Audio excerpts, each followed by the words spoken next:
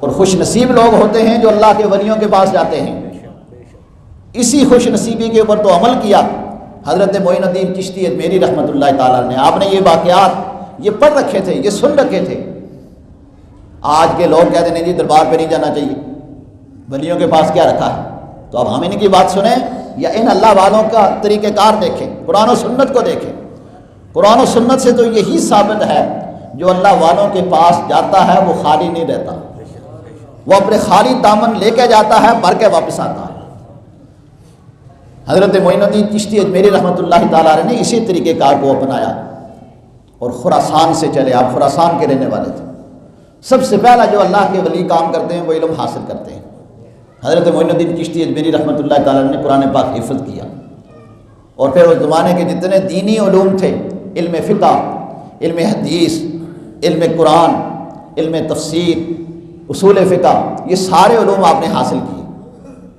اور حاصل کرنے کے بعد پھر آپ نے پیر و مرشد، اپنے بڑے استاد حضرت عثمان ہارونی رحمۃ اللہ تعالیٰ علیہ ان کے پاس ہی رہے اور 30 سال ان کی خدمت کی اور ان سے علم حاصل کیا، اور ان کے ساتھ مدینہ المنورہ میں جانے کی بھی سعادت نصیب ہوئی۔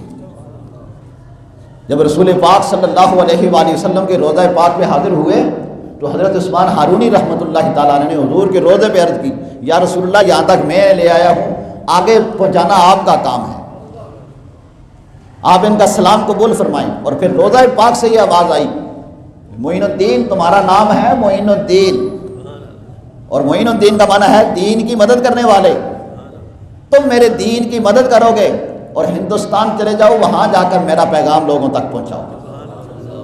جہاں چاروں طرف ہندو تھے، غیر مسلم تھے، بت پرست تھے، مورتیوں کی پوجا کرنے والے تھے، وہاں حضرت معین الدین چشتی اجمیری رحمۃ اللہ تعالیٰ علیہ بغداد شریف سے ہوتے ہوئے، افغانستان سے ہوتے ہوئے لاہور تشریف لائے، اور لاہور یہاں 40 دن حضرت داتا گنج بخش علی حجویری رحمۃ اللہ تعالیٰ علیہ کے دربار گہربار پہ آپ نے چلہ کاٹا، اور 40 دن چلہ کاٹنے کے بعد، عبادت کرنے کے بعد، پھر جب یہاں سے فیض نصیب ہوا تو دنیا والوں کو ایک عقیدہ دے کر گئے۔ وہ 2 شعروں میں ہے، لیکن قیامت تک انسانیت کے لیے عقیدہ آپ نے بیان کر دیا، گنج بخش فیض عالم مظہر نور خدا، ناکسارا پیر کامل کاملارا رہنما۔ میں نے خالی نہ سمجھنا، آپ کو پتہ تھا اللہ کے ولی کی نگاہ بڑی دور تک ہوتی ہے۔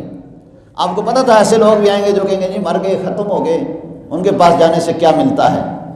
نہ یہ نہ سمجھنا، کیا ملتا ہے؟ یہ گنج بخش ہیں، اور گنج کا معنی ہوتا ہے خزانہ، یہ خزانے بخشنے والے ہیں، گنج بخش فیض عالم، اور 1-2 کو نہیں، کائنات میں جو فیض تقسیم ہو رہا ہے انہی کے در سے ہو رہا ہے، کیونکہ انہوں نے سرکار سے لیا ہے، انہیں سرکار نے عطا فرمایا ہے۔ وہ آقا صلی اللہ علیہ وآلہ وسلم جنہوں نے ارشاد فرمایا واللہ یؤتی وانما انا قاسم، میرا رب دیتا ہے تقسیم میں کرتا ہوں، دیتا رب ہی ہے، اس میں کوئی شک نہیں ہے، لیکن رب العالمین نے عطا کے دروازے رکھے ہیں۔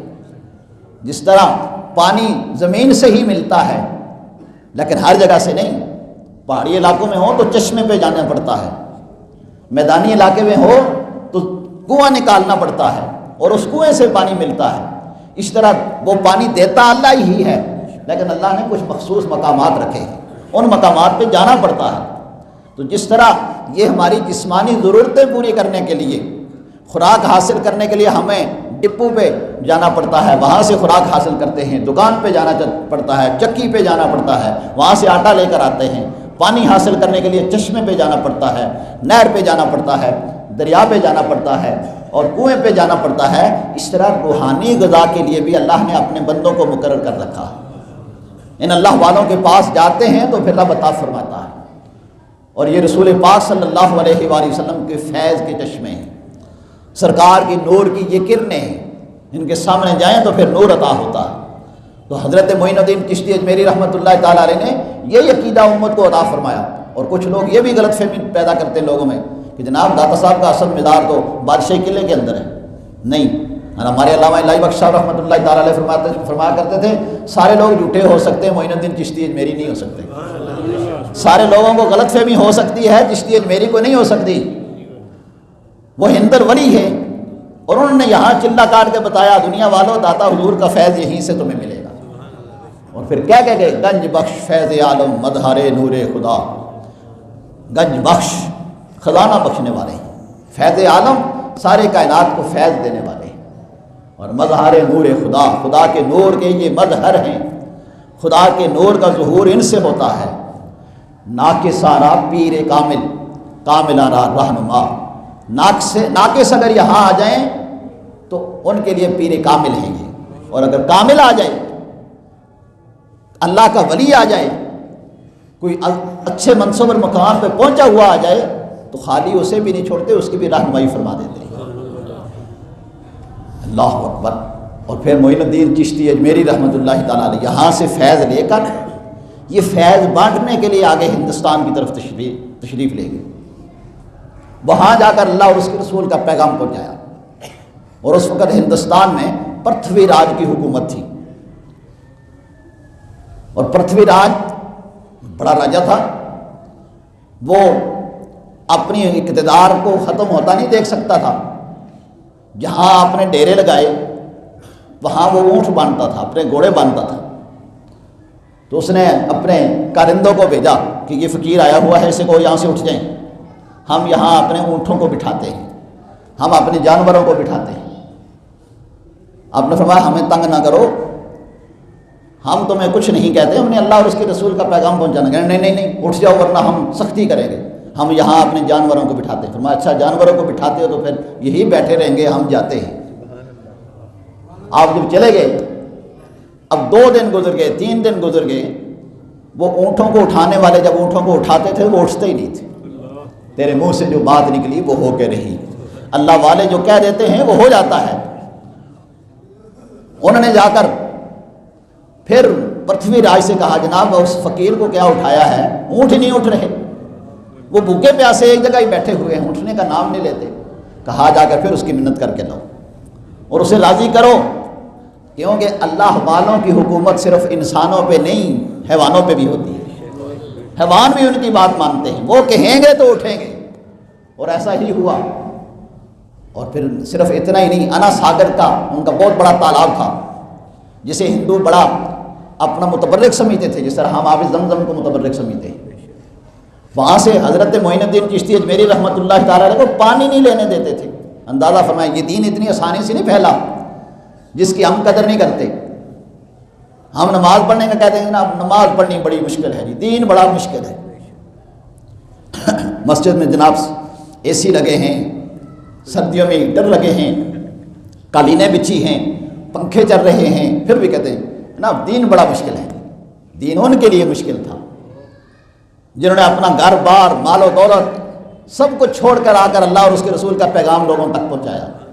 دشمنوں میں بیٹھ کر پانی نہیں پینے دیتے تھے، نہیں جی ہمارا متبرک پانی ہے یہ، ہم کسی کو دوسرے کو نہیں لینے دیتے۔ ہندو تو ویسے بڑے تعصب والے ہوتے ہیں، آپس میں کئی ان کی قومیں ہیں اور ایک دوسرے سے نفرت کرتی ہیں، تو مسلمانوں سے تو ویسے نفرت۔ آج اس دور میں، سائنسی دور میں آج اتنی نفرت کرتے ہیں تو اس وقت کیا حال ہوگا؟ آج مسلمانوں کے اوپر اتنی ظلم و زیادتیاں کر رہے ہیں تو اس وقت حال کیا ہوگا؟ آج جبکہ میڈیا ہے اور اخبارات ہیں، یہ ساری چیزیں ہیں، لیکن اس کے باوجود آپ دیکھیں آئے روز اخبارات پڑھیں، مسلمانوں پر کتنی ظلم و زیادتیاں ہوتی ہیں، تو اس وقت کیا حال ہوگا؟ جو اللہ والا کرنے والا ہوگا اس کی کتنی مخالفت کرتے ہوں گے، کہنے لگے جناب ہم آپ کو پانی نہیں لینے دیں گے۔ آپ نے اپنے ایک مرید کو بھیجا، فرمایا جا کر کوزہ، یہ جو آج کا پلاسٹک کے لوٹے ہیں اس کو مٹی کے ہوتے تھے، اسے کوزہ کہا جاتا ہے، فرمایا جا کے ایک بار کہہ لیا۔ جب ایک بار تو وہ سارا انا ساگر کا جتنا تالاب تھا اس میں آ گیا۔ اب سارے رونے لگے، اب کہنے لگے حضور آپ پانی بھی آپ کے قابو میں، جانور بھی آپ کے اختیار میں، آپ جانوروں کو کہیں نہیں اٹھتے تو نہیں اٹھتے، پانی کا ایک کوزہ بھرتے ہیں تو سارا انا ساگر کا تالاب آپ کے کوزے میں آ جاتا ہے، آپ کی مہربانی ہے آپ ایسا نہ کریں۔ آپ نے فرمایا ہم تو مخلوق خدا تو آپ ایک ترس کھانے والے ہوتے ہیں، انسانوں سے کیا، ہم تو جانوروں کو پانی پلانے والے ہیں۔ آپ نے اپنے مرید کو کہا جا کر یہ کوزہ اسی میں دوبارہ لٹا دے۔ جب دوبارہ لٹا تو آنا ساگر کا وہ تالاب دوبارہ بھر گیا۔ وہ لوگ آپ کی یہ کرامتیں دیکھ کر کلمہ پڑھ کے آپ کی غلامی میں آ گئے، اسلام میں آ گئے، رسول پاک صلی اللہ علیہ وآلہ وسلم کی غلامی اختیار کر لی. اور یہ اللہ والے جو کرامتیں دکھاتے تھے اپنی شان و شوکت کے لیے نہیں، سرکار کی دین کی عظمت کے لیے. پرتھوی راج نے اب جب مسلمان دن بدن بڑھتے چلے گئے تو پرتھوی راج کے کارندوں نے ایک مسلمان پہ ظلم و زیادتی کی، اسے گرفتار کر لیا، اسے مارا پیٹا. اس نے آ کر آپ کے سامنے شکایت کی. آپ نے ارشاد فرمایا پرتھوی راج چند دنوں میں زندہ گرفتار ہونے والا ہے. اور پھر ایسا ہی ہوا. محمود غزنوی یہاں تشریف لائے اور انہوں نے یہاں ہندوؤں کی اینٹ سے اینٹ بجا دی اور بڑے بڑے راجوں کو گرفتار کیا، ان میں سے یہ بھی تھا. اور اس وقت سے اللہ نے پاک و ہند میں اسلام کی اس دولت کو پھیلایا، لوگوں تک اسے پہنچایا. لیکن اس کے لیے اللہ کا دین کا پیغام لوگوں تک پہنچانے کے لیے آپ نے ان کی زبانیں بھی سیکھی.